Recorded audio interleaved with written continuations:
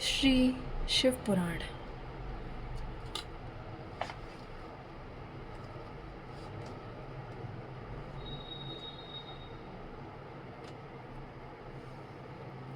महाप्रलय काल में केवल सद्ब्रह्म की सत्ता का प्रतिपादन, उस निर्गुण निराकार ब्रह्म से ईश्वर मूर्ति सदाशिव का प्राकट्य, सदाशिव द्वारा स्वरूपभूता शक्ति अंबिका का प्रकटीकरण, उन दोनों के द्वारा उत्तम क्षेत्र काशी या आनंदवन का प्रादुर्भाव, शिव के वामांग से परम पुरुष विष्णु का आविर्भाव तथा उनके सकाश से प्राकृत तत्वों की क्रमशः उत्पत्ति का वर्णन।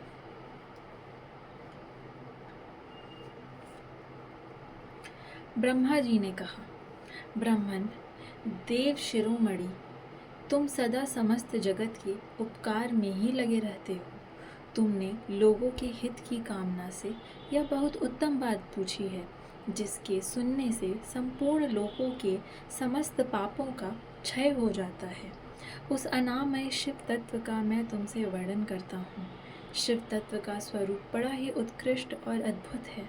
जिस समय समस्त चराचर जगत नष्ट हो गया था, सर्वत्र केवल अंधकार ही अंधकार था।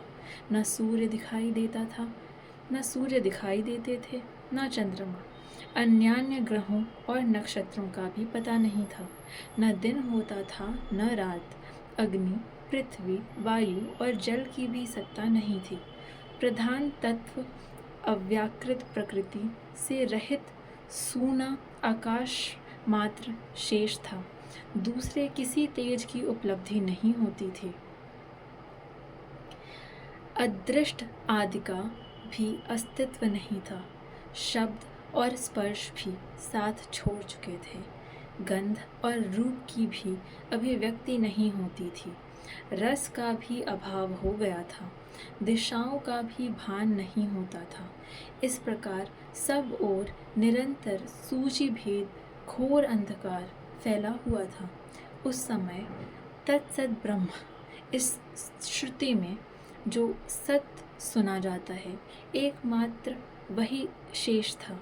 जब यह वह ऐसा जो इत्यादि रूप से निर्दिष्ट होने वाला भावात्मक जगत नहीं था, उस समय एकमात्र वह सत्य ही शेष था, जिसे योगी जन अपने हृदयाकाश से भीतर निरंतर देखते हैं।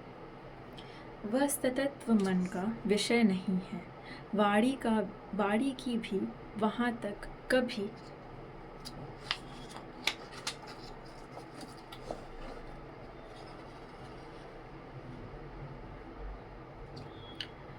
पहुँच नहीं होती। वह नाम तथा रूप रंग से भी शून्य है। वह न स्थूल है, न कृश, न ह्रस्व है, न दीर्घ तथा न लघु है, न गुरु। उसमें न कभी वृद्धि होती है, न ह्रास। श्रुति भी उसके विषय में चकित भाव से है इतना ही कहती है, अर्थात उसकी सत्ता मात्र का ही निरूपण कर पाती है। उसका कोई विशेष विवरण देने में असमर्थ हो जाती है। वह सत्य, ज्ञान स्वरूप, अनंत, परमानंदमय, परम ज्योति स्वरूप, अप्रमेय, आधार रहित, निर्विकार, निराकार, निर्गुण, योगिकमय, सर्वव्यापी, सबका एकमात्र कारण, निर्विकल्प, निरारंभ, माया शून्य, उपद्रव रहित, अद्वितीय, अनादि, अनंत, संकोच विकास से शून्य तथा चिन्मय है। जिस पर ब्रह्म के विषय में ज्ञान और अज्ञान से पूर्ण उक्तियों द्वारा इस प्रकार ऊपर बताए अनुसार विकल्प किए जाते हैं, उसने कुछ काल के बाद सृष्टि का समय आने पर द्वितीय की इच्छा प्रकट की। उसके भीतर एक से अनेक होने के संकल्प उदित हुआ। अनेक होने का संकल्प उदित हुआ। तब उस निराकार परमात्मा ने अपनी लीला शक्ति से अपने लिए मूर्ति आकार की कल्पना की। वह मूर्ति संपूर्ण ऐश्वर्य गुणों से संपन्न, सर्वज्ञानमयी, शुभ स्वरूपा, सर्वव्यापिनी, सर्वरूपा, सर्वदर्शिनी, सर्वकारिणी, सबकी एकमात्र वंदनीय, सर्वाज्ञा, सब कुछ देने वाली और संपूर्ण संस्कृतियों का केंद्र थी। उस शुद्ध रूपिणी ईश्वर मूर्ति की कल्पना करके वह अद्वितीय, अनादि, अनंत, सर्व प्रकाशक, चिन्मय, सर्वव्यापी और अविनाशी पर ब्रह्म अंतर्हित हो गया, जो मूर्ति रहित परम ब्रह्म है। उसी की मूर्ति चिन्मय आकार भगवान सदाशिव हैं। अवार्चीन और प्राचीन विद्वान उन्हीं को ईश्वर कहते हैं। उस समय एकाकी रहकर स्वेच्छानुसार विहार करने वाले उन सदाशिव ने अपने विग्रह से स्वयं ही एक स्वरूप भूता शक्ति की सृष्टि की, जो उनके अपने श्रीअंग से कभी अलग होने वाली नहीं थी। उस पराशक्ति को प्रधान, प्रकृति, गुणवती, माया, बुद्धि तत्व की जननी तथा विकार रहित बताया गया है। वह शक्ति अंबिका कही गई है। उसी को प्रकृति, सर्वेश्वरी, त्रिदेव जननी, नित्या और मूल कारण भी कहते हैं। सदाशिव द्वारा प्रकट की गई उस शक्ति के 8 भुजाएं हैं। उस शुभ लक्षणा देवी के मुख की शोभा विचित्र है। वह अकेली ही अपने मुखमंडल में सदा एक सहस्त्र चंद्रमाओं की कांति धारण करती है। नाना प्रकार के आभूषण उसके श्री अंगों में शोभा बढ़ाते हैं। वह देवी नाना प्रकार की गतियों से संपन्न है और अनेक प्रकार के अस्त्र शस्त्र धारण करती है। उसके खुले हुए नेत्र खिले हुए कमल के समान जान पड़ते हैं। वह अचिंत्य तेज से जगमगाती है। वह सबकी योनि है और सदा उद्यमशील रहती है।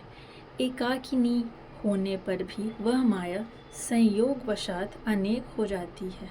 वे जो सदा शिव हैं उन्हें परम पुरुष, ईश्वर, शिव, शंभु और महेश्वर कहते हैं। वे अपने मस्तक पर आकाश गंगा को धारण करते हैं। उनके भाल देश में चंद्रमा शोभा पाते हैं। उनके 5 मुख हैं और प्रत्येक मुख में 3-3 नेत्र हैं। उनका चित्त सदा प्रसन्न रहता है। वे 10 भुजाओं से युक्त और त्रिशूलधारी हैं। उनके श्रीअंगों की प्रभा कर्पूर के समान श्वेत गौर है। वे अपने सारे अंगों में भस्म रमाए रहते हैं। उन काल रूपी ब्रह्म ने एक ही समय शक्ति के नाथ शिवलोक नामक क्षेत्र का निर्माण किया था। उस उत्तम क्षेत्र को ही काशी कहते हैं। वह परम निर्वाण या मोक्ष का स्थान है, जो सबके ऊपर विराजमान है। वे प्रिया, प्रियतम रूपा, शक्ति और शिव, जो परमानंद स्वरूप हैं, उस मनोरम क्षेत्र में नित्य निवास करते हैं। काशीपुरी परमानंद रूपिणी है। मुने, शिव और शिवा ने प्रलय काल में भी कभी उस क्षेत्र को अपने सानिध्य से मुक्त नहीं किया है। इसलिए विद्वान पुरुष उसे अविमुक्त क्षेत्र के नाम से भी जानते हैं। वह क्षेत्र आनंद का हेतु है। इसलिए पिनाकधारी शिव ने पहले उसका नाम आनंदवन रखा था। उसके बाद वह अविमुक्त के नाम से प्रसिद्ध हुआ। देवर्षि एक समय उस आनंद वन में रमण करते हुए शिवा और शिव के मन में यह इच्छा हुई कि किसी दूसरे पुरुष की भी सृष्टि करनी चाहिए, जिस पर यह सृष्टि संचालन का महान भार रखकर हम दोनों केवल काशी में रहकर इच्छानुसार विचरें और निर्वाण धारण करें। वही पुरुष हमारे अनुग्रह से सदा सबकी सृष्टि करे, पालन करे और वही अंत में सबका संहार भी करे। यह चित्त एक समुद्र के समान है। इसमें चिंता की उत्ताल तरंगे उठ उठकर इसे चंचल बनाए रहती हैं। इसमें सत्व गुण रूपी रत्न, तमोगुण रूपी ग्राह और रजोगुण रूपी मूंगे भरे हुए हैं। इस विशाल चित्त समुद्र को संकुचित करके हम दोनों उस पुरुष के प्रसाद से आनंद कानन काशी में सुख पूर्वक निवास करें। यह आनंदवन वह स्थान है जहाँ हमारी मनोवृत्ति सब ओर से सिमट कर इसी में लगी हुई है तथा जिसके बाहर का जगत चिंता से आतुर प्रतीत होता है। ऐसा निश्चय करके शक्ति सहित सर्वव्यापी परमेश्वर शिव ने अपने वाम भाग के 10वें अंग पर अमृत मल दिया। फिर तो वहाँ से एक पुरुष प्रकट हुआ जो तीनों लोकों में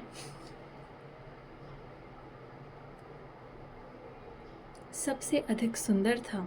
वह शांत था, उसमें सत्व गुण की अधिकता थी तथा वह गंभीरता का अथाह सागर था। मुने, क्षमा नामक गुण से युक्त उस पुरुष के लिए ढूंढने पर भी कहीं कोई उपमा नहीं मिलती।